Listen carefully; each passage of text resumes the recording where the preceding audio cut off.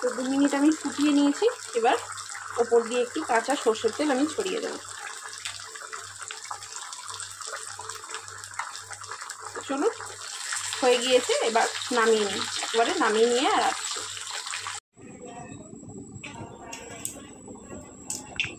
নমস্কার, আমি আবারও চলে এসেছি একটা রেসিপির সঙ্গে। আজ করব এই বর্ষার রানীকে নিয়ে এসেছি বাড়িতে, তার রেসিপি করব। আজ করব ইলিশ, বেগুন সর্ষে দিয়ে ইলিশ। তো চলুন, এখানে মাছটাকে তো আমি নুন হলুদ মাখিয়ে নিয়েছি, এখানে বেগুন কেটে নিয়েছি, এখানে সাদা আর কালো সর্ষে বেটে নিয়েছি, আর এখানে নিয়ে নিয়েছি নুন, লঙ্কা গুঁড়ো, হলুদ গুঁড়ো, জিরে গুঁড়ো।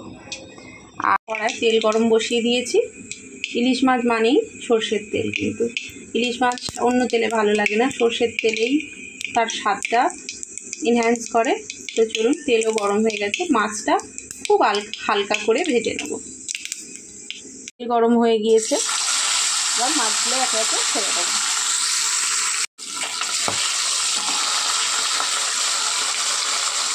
মাছটা একটু বড়ো সাইজের তো, তাই আর বেশি ধরবে না, 2 পিস করেই ভেজে নেবো। চলুন, মাছ ভেজে নিয়ে আর আসছি। এই যে খুব হালকা করে ভেজে নিয়েছি। ইলিশ মাছ বেশি ভাজলে তার স্বাদ গুণাগুণ নষ্ট হয়ে যায়, তাই খুব হালকা হাতে মাছটা ভেজে নিয়েছি। তো চলুন, মাছটা ভাজা হয়ে গেছে, এবার তুলে নেব।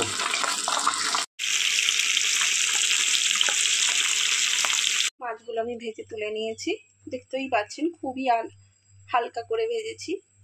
তো চলুন, বাকি রান্নাটা করে নিই। মাছ ভাজা তেলটাই আছে, এই তেলের মধ্যেই দিয়ে দেবো কালো জিরে ফোড়ন দিয়ে আমি বেগুনগুলো তুলে দেবো। ইলিশ মাছ রান্না খুবই সহজ, যারা রান্না পারে না তাদের জন্যও খুব সহজ, আর খেতে তো অতীব সুন্দর। তো চলুন, একটুখানি বেগুনটা আমি ভেজে নিয়ে আর হালকা করে ভেজে নিয়েছি, খুব ভাজার দরকার নেই। এবার দিয়ে দেবো নুন, হলুদ, লঙ্কা গুঁড়ো, জিরে ধনে গুঁড়ো, দিয়ে দেবো অল্প জল দিয়ে একটু কষিয়ে নেব।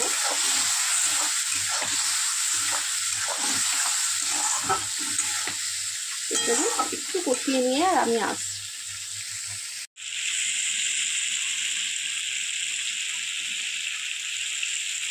তেল ছেড়ে গিয়েছে, কষানো হয়ে গিয়েছে, এবার দিয়ে দেবো আমি সর্ষে বাটা।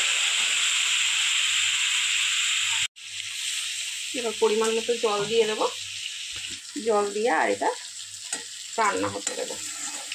একটু ফুটে গেলেই ব্যাস, সর্ষে তো বেশিক্ষণ রান্না করতে নেই, আর বেগুনটা ভাজতেই সিদ্ধ হয়ে গিয়েছে, তাই চলুন ফুটে গেলে আর আসছে। এবার মাছগুলো আমি একে একে ছেড়ে দেবো।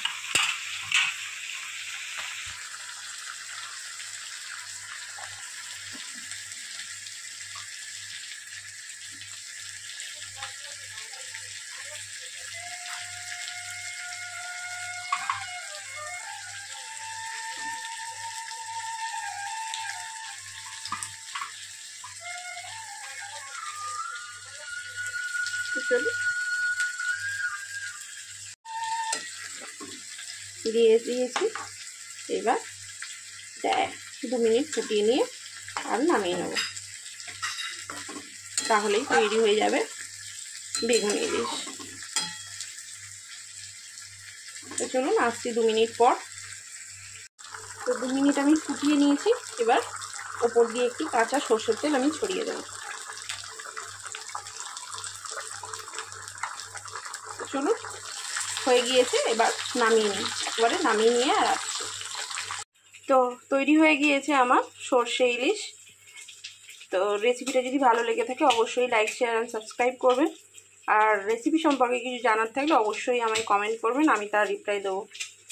আর ইলিশ মাছের আর অন্য কোনো রেসিপি জানার থাকলে অবশ্যই আমায় কমেন্ট করবেন। তো চলুন, আজকের মতো টাটা, দেখা হবে অন্য কোনো দিন অন্য কোনো রেসিপির সঙ্গে।